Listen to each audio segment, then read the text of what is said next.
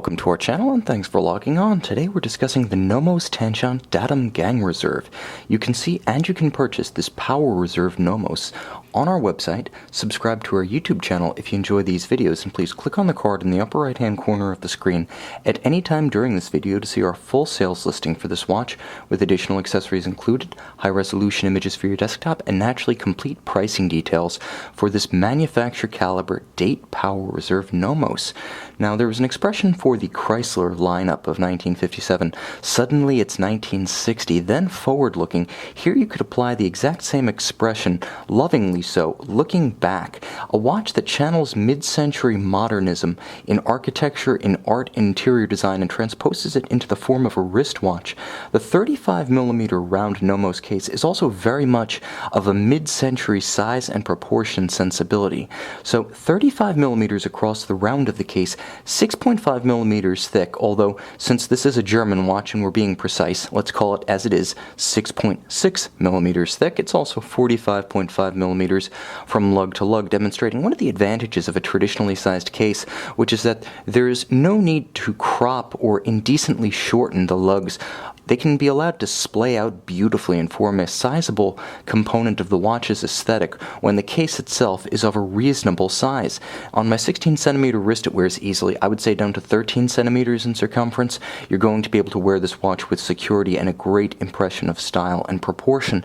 It's a handsome watch and it's a comfortable one to wear. It's also matched with a Nomos signature traceable directly to the preferences of company founder Roland Schwertner, and that is a shell cordovan, in this case monotone stitch black horsehide strap, beautifully made. Its exceptional appearance, exceptional in its buff, that is remarkably smooth and glossy finish.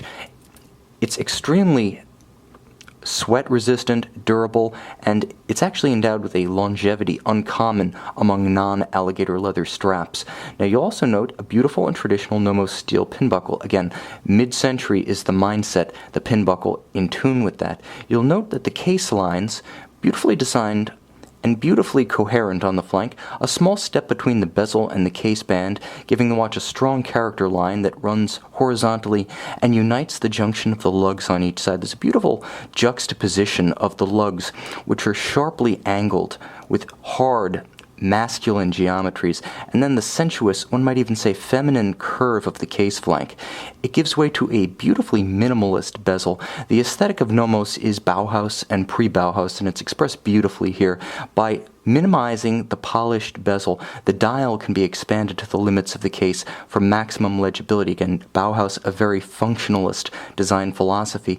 You can see beautiful, one might say, minimalist Bauhaus, mid-century, even slightly Art Deco Arabic numerals arrayed around a center, built underneath twin heat-tempered, that is not chemically dyed, but heat-blued baton-style hands. Now you'll note there is a little bit of a symmetry going on. The Nomos script at 9 o'clock out of alignment with the cannon pinion, the index at 9 o'clock and its counterpart at 3 o'clock, raised slightly above their plane and slightly offset. Likewise, the Power Reserve, or the Gang Reserve in the name of the watch, it's slightly elevated upward toward the 12 rather than equidistant between the 12 and the cannon pinion. It's also off-centered. The better to draw attention, beguile the mind.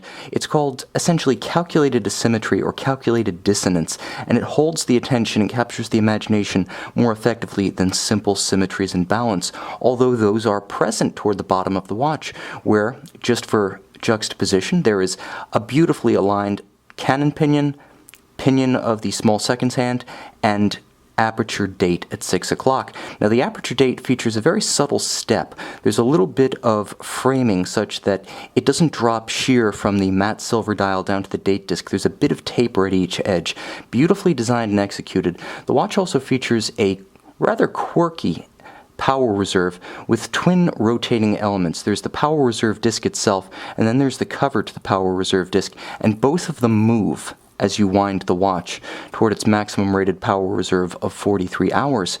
And keeping the beat on the back is the Nomos. This is Calibre Delta, so a descendant of the original Nomos manufacture movement Alpha of 2005.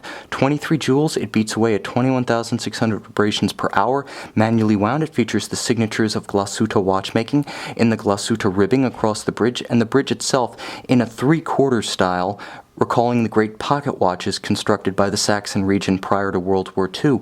You also note beautiful dressage across the ratchet wheel, handsome heat-blued screws. These are, once again, not chemically dyed. They are true kiln-fired and oxidized. And there's a wonderful even and tight perlage pattern across the base plate below the balance itself. A phenomenal effort of design by itself, the watch is made all the more formidable by the addition of Nomos' own caliber within. Released in late 2011 as a 2012 model year novelty, the watch has been multiply awarded for design excellence. See it and fall in love with it on our website.